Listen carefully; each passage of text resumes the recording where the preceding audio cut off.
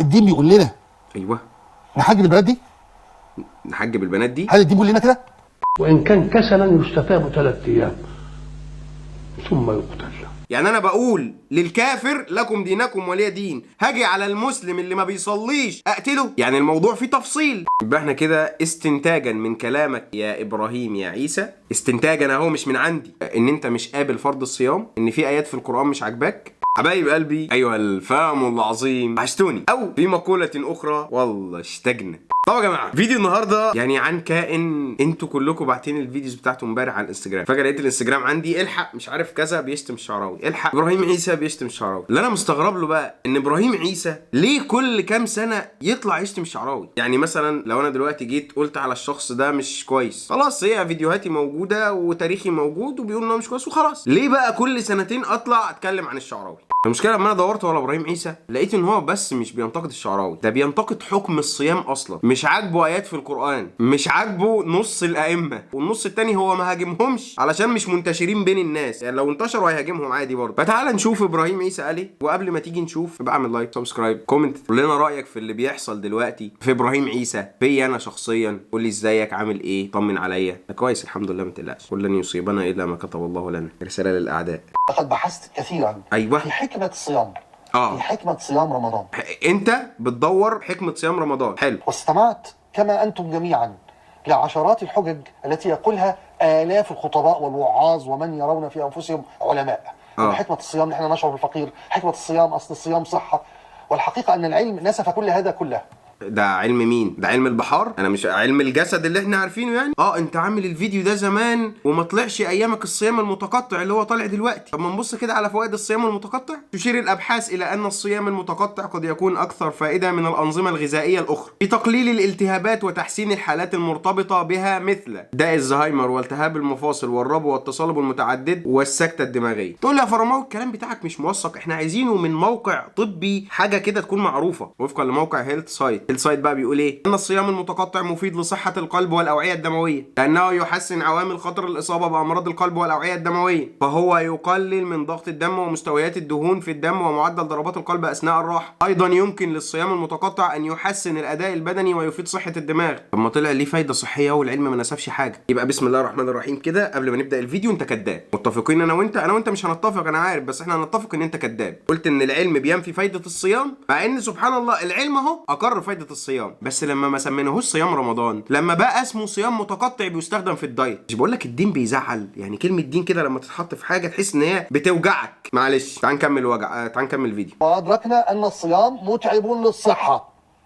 كما أدركنا أن الصيام وشهر رمضان كاشف لفروق اجتماعية وطبقية هائلة. بالنسبة بس لموضوع الصحة، فانت ممكن تشوف في احكام الصيام، لان الصيام ليه كفارة اللي ما بيقدرش يصوم واللي صحته فعلا تعبان. تلاش يا ابراهيم، انت لو ما تقدرش تصوم يا حبيبي ربنا اداك كفارة الصوم، بس انت ما تقدرش تصوم. لم أرى في صيام رمضان حكمة إلا أنه قرار سيادي من الله عز وجل. انت بتقول لم ارى في صيام رمضان الا قرار سيادي من ربنا. انت ما شفتش حكمة الصيام، ما سمعتش كلام الوعاظ ان هو بيقربنا اكتر وبيخليني، وشهر بنتصدق فيه، وشهر بنحس فيه بالفقير، وبيفيد القلب والاوعيه الدمويه والحاجات دي كلها. ده العلم بس عرفوا عن الصيام. يعني ايامك ما كانتش الابحاث العلميه طلعت اللي انا بقوله دلوقتي، ايام انت ما نزلت الفيديو ده، وبرده لسه كمان 10 سنين هيطلعوا ابحاث علميه برده تفيد. انت عايز تعرف حكمه ربنا من الصيام، ولما تجتهد وتفشل في انك توصل لها تقول ده قرار سيادي من ربنا. طب يا سيدي لله في خلقه شؤون، ربنا اقر الصيام، هتصوم ولا عايز ترد الحكم على ربنا؟ يعني انا جبتها لك من الناحيه اللي احنا بنتكلم بيها عادي، واللي احنا بننادي بيها، واللي الدين كله بيتكلم بيها، وصوموا وتصحوا كما قال رسول الله صلى الله عليه وسلم. والعلم كل فتره بيكتشف فوائد اكتر عن الصيام، ودلوقتي بقى يستغل في الدايت ده بعيدا عن شهر رمضان. وناس كتير بتستنى رمضان عشان تظبط وزنها وتظبط دنيتها، وناس كتير بتستنى رمضان علشان يرجع ينشط جسمها. الحاجات في حاجات العلم لسه ما اكتشفهاش، دي حاجات احنا بنتكلم بيها الناس بعيدا عن اصلا ان ده ركن من اركان الاسلام الخمسه اصلا. فانت جاي تقول على ركن من اركان الاسلام قرار سيادي من ربنا. كده يا جماعه اول فيديو معانا لابراهيم عيسى، هو مش عاجبه صيام رمضان وشايف ان هو متعب وشايف ان هو قرار سيادي.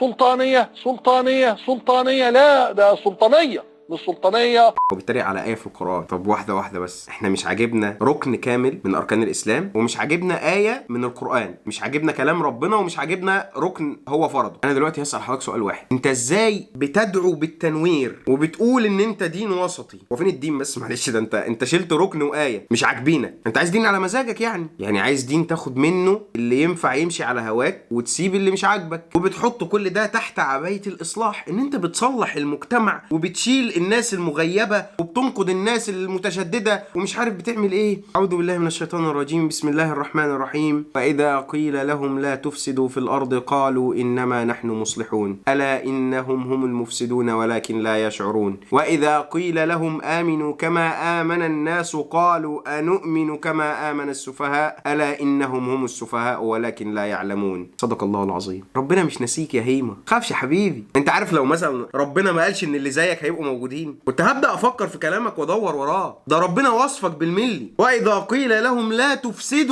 تفسدوا في الارض قالوا انما نحن مصلحون. ده انا عايز انوركم. الدين اللي جالكم ده مش دين. صيام ايه بس يا جماعه؟ ده انا باجي على المغرب كده ببقى مصدع الله، وتتريق على ايه من القران، وافلامك كلها بترفض الحجاب ولبس البنات اصلا، وكل كلامك شتيمه في الشيخ الله يرحمه محمد متولي الشعراوي. طب ايه يا عم الحاج؟ يعني انا عايز افهم دلوقتي، لما الاسلام كده برمته مش عاجبك، انت تعب نفسك مع الناس المسلمه دي ليه؟ قلت لي انما نحن المصلحون الا انهم هم المفسدون ولكن لا يشعرون. شوف اللي بعده. الدين بيقول لنا ايوه نحجب البنات دي، نحجب البنات دي. هل الدين بيقول لنا كده؟ ايوه، مالهم كده؟ وفي مالهم ايه؟ مالهم البنات دي؟ طبعا هم مش عاجبينك ان هم مستورين. انت تدخل على الواحده كده لو رجلها مش باينه او كتفها مش باين تبقى متضايق. انت متغطيه؟ ايه الارهاب ده؟ بتغطي جسمك ليه انت؟ هبص انا يعني عليكي؟ شيطاني هيوسوس لي ان انا اعمل حاجه معينه مستحيل. قول يا هيما قول. لكن عايز اقول لمنى زكي انه انت الطبقه المتوسطه المصريه، انت اللي تقدري بوضوح شديد جدا اي بنت في مصر تعتبرك بالنسبه لها يعني ممثلتها ونجمتها. يا جماعه اللي ركب الفيديو ده محترم، واللي بعتهولي محترمين. بعد ما كان متضايق جدا من البنات اللي ساتره جسمها، طلع بيمجد في منى زكي وهي في الفيلم يعني، فهو كان شايف ان هي لازم الناس تقتدي بمنى زكي يعني. يبقى احنا كده استنتاجا من كلامك يا ابراهيم يا عيسى، استنتاجا اهو مش من عندي، ان انت مش قابل فرض الصيام، ان في ايات في القرآن مش عاجباك، ان الشيخ الشعراوي مش عاجبك ومتشدد الى اخره، ودي طبعا هنحكي فيها دلوقتي، وبعض المشايخ وبعض الائمه الكبار كمان مش عاجبينك، وان لبس البنات اصلا واستتارهم مش عاجبك، وان اللي عاجبك منى زكي. هو ماسك فيديوهات للشيخ الشعراوي بقى وقاعد يقول ده ارهابي، ده متشدد. شوف قال لك على الصلاه ايه؟ قال لك اللي بيصلي واللي ما بيصليش يتقتلوا. اسمع كده الفيديو ده. وإن كان كسلا يستتاب 3 أيام ثم يقتل. طيب بص يا سيدي، اختصارا كده حكم تارك الصلاة في الإسلام اللي الشيخ الشعراوي قاله: لو انت بتنكر الصلاة دي جحودا وإنكارا وكفرا وردا بالحكم على الله، انت مرتد. المرتد في الإسلام بيقتل. طب الموضوع سهل؟ لا. يعني أنا بقول للكافر لكم دينكم ولي دين، هاجي على المسلم اللي ما بيصليش أقتله؟ يعني الموضوع فيه تفصيل وفيه أحكام كتيرة. أنا مش عايز أروح بيك في موضوع تاني، بس زي بالظبط كده موضوع المواريث، يقول لك للذكر مثل حظ الأنثيين. طب ما دي 3 حالات بس، ما في 16 حالة تانية، بس ده المشهور. ليه؟ لأن كل حاجة فيها تفصيل. في إن الست تاخد قد الراجل مرتين، وفي إن الست تاخد وهو ما ياخدش، وفي إن الست تاخد قده. فكل حكم فيه تفصيل درسها أهل الفقه، انت ما درستهاش. درسوها بتوع الدين، انت ما درستهاش. كذلك حكم تارك الصلاة في تفصيل. هو انت فكرك اي حد يقدر يشوف حد ما بيصليش يقتله؟ اولا لو انت تارك الصلاة نسيانا وتكاسلا فده ذنب عظيم جدا، وذنب يرتقي الى مستوى الكفر، واول شيء هتتسأل عنه يوم القيامة صلاتك. طب انا دلوقتي يا سيدي عارف ان هو حكم، وعارف ان هو نازل من عند ربنا، وما بصليش، ماشي، انت مش مرتد. شروط انك تكون مرتد: جاحدا ناكرا، يعني تقول الفرض ده اصلا مش عاجبني. طب يا فرماوي، انا لقيت واحد بيقول لي يا سيدي مفيش صلاة، وربنا اصلا ما قالش حاجة اسمها صلاة، وانا مش عايز الصلاة بتاعت ربنا دي، وقال كل الكلام الكفر ده، وقال لك انا كنت مسلم وبقيت مرتد. هل ليك تقتله؟ لا. ليه يا ابني؟ انت مش قلت ان المرتد يقتل؟ لا، مالكش تقتله. اولا بيقعد مع شيخ يستتاب 3، ان لم يستتاب بقى قال لك لا يا سيدي، انت بعد ما بتحاول تقنعني انا برضو مش انا مقتنع يا عم، انا مقتنع بالكفر اللي انا فيه، انا كنت مسلم وكفرت مالكش دعوه. طب هل الشيخ ده بقى يقتله؟ لا. ليه يا عم الحاج؟ ما هو مرتد وكمان حاولنا نصلحه وبرضه لسه مصمم. مالوش يقتله. انا بحكي لك التفصيل اللي ما اتقالش في الفيديو بتاع الشيخ الشعراوي، لان هو اصلا ما كانش بيتكلم عن ده الراجل كان بيساله صوم بلا صلاه، فخد حته كده من الصلاه بس، يعني عشان يرهب اللي ما بيصليش شويه ان هو يقوم يصلي، يفهمه حجم الصلاه بس، وما قالش كل التفصيل بتاعها لان هو كان بيتسال في حته تانية. فانا بقى بقول لك التفصيل يا بتاع التفصيل. طب انا بعد الشيخ محاول يقنعني وانا برضو لسه في دماغي اللي في دماغي وبرد الحكم على ربنا. مش عايز الحكم ده من عند ربنا يا سيدي، هاخده على مزاجي. الشيخ ليه يعمل كده؟ مالوش يعمل كده. امال بعدين بيحصل ايه؟ بيتقدم لمجموعه من العلماء وعلى راسهم قاضي ويتناقشوا في قضيته، وبعد ما يتم كل المراجعات دي يبقى يتحكم عليه بحكم غير منفذ. طب ليه يا سيدي غير منفذ؟ لان لازم الرجوع فيه للحاكم. انت فاهم حاجه؟ يعني لازم الحاكم كمان يصدق على الحكم ده. طب الكلام ده موجود دلوقتي؟ احنا ما عندناش ده دلوقتي اصلا. انتوا بتحكوا في ايه؟ فما فيش اي حاجه من الحاجات دي موجوده. فما تجيش تمسك لي في قاعده فقهيه كبيره بدون ما ترجع للتفصيل بتاعها، اصلا اتقالت في وسط موضوع غير الموضوع اللي هو كان الصيام بلا صلاه، وتيجي تقول اصل الشيخ ده ارهابي. الشيخ مين اللي ارهابي يا ابني؟ اقول لك انت محروق ليه وكل كام شويه تطلع تتكلم عنه ليه؟ عشان ما شاء الله من يوم وفاته وقبل وفاته لسه موجود، لسه الناس بترجع لدروسه، لسه الناس بترجع تسمع له. أعد لك يا إبراهيم يا عيسى كم واحد سايب الصلاة كفرا وبيطلع يقول كده في العلن، وبيطلع يقول أنا كنت مسلم وكذا وكذا وكذا. محدش قرب ولا حد هيقرب، لأن يا حبيبي إحنا ملناش صلاحية حاجة. ده شيخ ومجلس علماء وقاضي وحاكم، كل الحاجات دي أصلا مش موجودة، ولو موجودة فلنا ولا أنت اللي لنا نتكلم. يعني بيحذر. سبت انت بقى مسيرة الشعراوي كلها اللي انت لو قعدت فيها من دلوقتي ل3 سنين قدام مش هتقدر تخلصها، وعلمه كله وكل الحاجات دي وكل دروسه، ومسكت في النص دقيقة اللي اتقالت في نص الكلام عن موضوع لا يخص احكام الصلاة فكان يفتقر الى التفصيل، وجاي ماسك لي فيها تقول لي ارهابي. طب احنا كده ما فهمناش برضو بعد بقى قصة تفصيل وقصة الحكم وقصة المسكة دي. هو انت متضايق ليه؟ ما انت اكيد قريت الحكم وعارف تفصيله، فليه بنصيع على بعض؟ انت برضو ليه بتهاجمه؟ فيرد علينا في السؤال ده مين بقى؟ صديق ابراهيم عيسى. نفس الفكرة برضو، شخص مسمي نفسه تنويري وبيدعو الى صلاح المجتمع. اسمع كده بقى بيقول ايه؟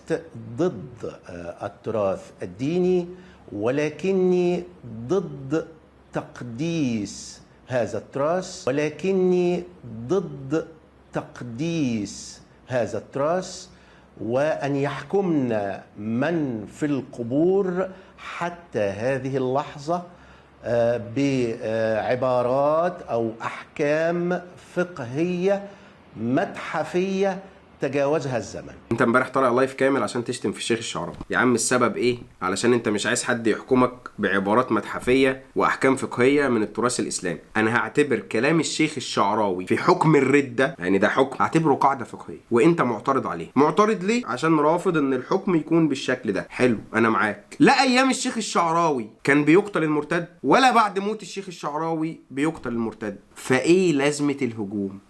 ها انت دلوقتي قلت لي ان انت بتهاجمه عشان مش عايز ان الحاجات الفقهيه القديمه تحكم المستقبل. هي اصلا ما بتحكمش، هو كان عايش، مش هو مات، هو عايش ما كانتش موجوده. يبقى فهموني كده يا اولاد، فين السبب؟ انت كده مش تنويري، احنا ممكن نسميها غيور، باحث عن الشهره، مفسد في المجتمع، مفسد في الدين، بتهدم رموز الدين. تقول لي ايه ده؟ يعني ايه رموز الدين؟ يعني حد فنى حياته كلها في انه يتعلم الدين ويعلمه لغيره. درست ايه في الدين وامتى عشان تتكلم فيه؟ ما كنت تخليك في طب، يعني كانت مهنتك اولى بيك. يا سيدي درس الدين بعد طب، درسته عن علم كافي، فانت بقى بدل ما تروح تدرسه عن علم كافي تقول لا يا عم وانا لسه هقرا كل ده ولسه اتعلم كل ده. بقول لك ايه، الناس دي كلها كدابين وجهل، جبتها انت من قصرها بقى. احنا نبني جديد، يعني احنا نهدم كل اللي الائمه عملوه تمام، ونبني احنا جديد بقى، يعني على مزاج ابونا نفسر الايه دي على هوانا ونفسر الايه دي على هوانا، ولما نلاقي ايه صريحه وواضحه نقول عادي يا عم ده ذنب، هو انت هتكفرني؟ ما كلنا بنعمل ذنوب، ونبقى طلعنا يا اولاد بالدين الجديد اللي احنا عايزينه.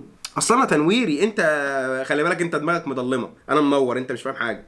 وعايز اقول لكم حاجه بس يا جماعه خطيره جدا، المسميات. اخطر حاجه الشيطان عملها، اخطر اختراع الشيطان اخترعه، التسميه. حد بيفسد في الدين وبيهدم فيه تنويري، كده الاسم ناعم. حد بيقول لك قال الله وقال رسول، متشدد. ممثله طالعه بمايو ومش عارف ايه وبتاع بس بتتكلم في الدين، دين وسطي جميل. وبعدين برضه في لعب المسميات في لعبه كده، انا اسف ان انا هقولها والله. البنت المحجبه عكسها ايه بقى؟ يقول لك بشعرها. يعني ايه بشعرها؟ هو احنا قرع؟ طب ما كل البنات بشعر، ما مسمى بشعرها ده غلط. امال اسمها ايه؟ مش محجبه؟ لا برضه عادي. طب ما كده الرجاله كلها مش محجبه. ايوه يعني امال اسمها ايه؟ ايه الاسم اللي احنا مخبيينه ده؟ متبرجه. ايه ده الاسم صعب قوي. ايوه ما احنا كنا لازم نلاقي لها اسم كيوت كده عشان نعرف نمشيها بين الناس. طب معنى كلمه متبرجه ايه يا فرماوي؟ لف عليها في كل المعاجم، لف عليها في التفسيرات، لف عليها في كل حته، هتلاقي ان المتبرجه هي المرأة التي أظهرت محاسنها ومفاتنها إلى غير زوجها وزينتها، عشان أنا نسيت كلمة زينتها، محاسنها وزينتها إلى غير زوجها. إيه الكلام بقى؟ أصل متبرجة دي كلمة صعبة يا فرماوي، واتذكرت في القرآن بكذا حاجة، وفي المتبرجات دول ليهم. أيوة يا عم ما أنا عارف وانت عارف، بس مش هنسميها متبرجه، احنا هنسميها بشعرها، هنسميها بتلبس على الموضه، ممكن نسميها اوبن مايند، اي اسم كده شيك نعرف نمشي بين الناس. انما لما واحده تقلع الحجاب تعرف انها متبرجه تروح تجري تشوف حكم التبرج في الاسلام وتروح تشوف الايات، لا يا عم ده كده هيخليهم يروحوا يدوروا في الاسلام تاني. عايزين حاجه شيك كده. اعوذ بالله من الشيطان الرجيم، بسم الله الرحمن الرحيم. واصبر نفسك مع الذين يدعون ربهم بالغداة والعشي يريدون وجهه ولا تعد عيناك عنهم تريد زينة الحياة الدنيا ولا تطع من أغفلنا قلبه عن ذكرنا واتبع هواه وكان أمره فرطا. صدق الله العظيم. ربنا اللي بيقول لك واصبر نفسك مع الذين يدعون ربهم بالغداة والعشي يريدون وجهه. خليك مع الناس دول، خليك مع اللي مش عايز، خليك مع اللي مش عايزك لا تفسد ولا تبوظ، خليك مع اللي مش عايز العري، اللي مش عايز الفساد، خليك مع اللي مش عايز الاتلاف، خليك مع اللي مش عايز الدمار لأمة كاملة. طب بس كده؟ لا ده كمان وبيقول لك حاجة مهمة قوي، ولا تعد عيناك. ركز، شايف واصله لحد فين؟ ما تبصش، ما تروحش هناك برجلك، انت ما تروحش هناك بعينك، ما تتفرجش عليهم، ولا اللي بيكفرك ولا اللي طالع مفهمك ان حياته كلها رفاهية بقى وهو عريان وهو مش عارف ايه وهو بيسكر وهو بيسهر ولا تشوف ده ولا تشوف ده. ولا تعد عيناك عنهم تريد زينة الحياة الدنيا. طيب خلاص بقى شاء القدر ولبسنا ابراهيم عيسى ده في وشنا، لقيته بفتح الباب لقيته واقف لي على الباب، اعمل ايه؟ زي ما حصل كده كل ما افتح حته الاقيه، كل افتح الواتساب حد باعت لي لينك، افتح الانستجرام حد باعت لي لينك، افتح الفيسبوك الناس باعت لي فيديوهات، افتح هنا الاقي، افتح التيك توك الاقي ناس عامله لي منشن. اعمل ايه بقى؟ ولا تطع من اغفلنا قلبه عن ذكرنا واتبع هواه وكان امره فرطا. ربنا يصلحنا جميعا. شوفك الفيديو اللي جاي. لو عملتش لايك ما تنساش تعمل لايك وشير علشان الفيديو ينتشر زي ما القرف ده بينتشر. سلام.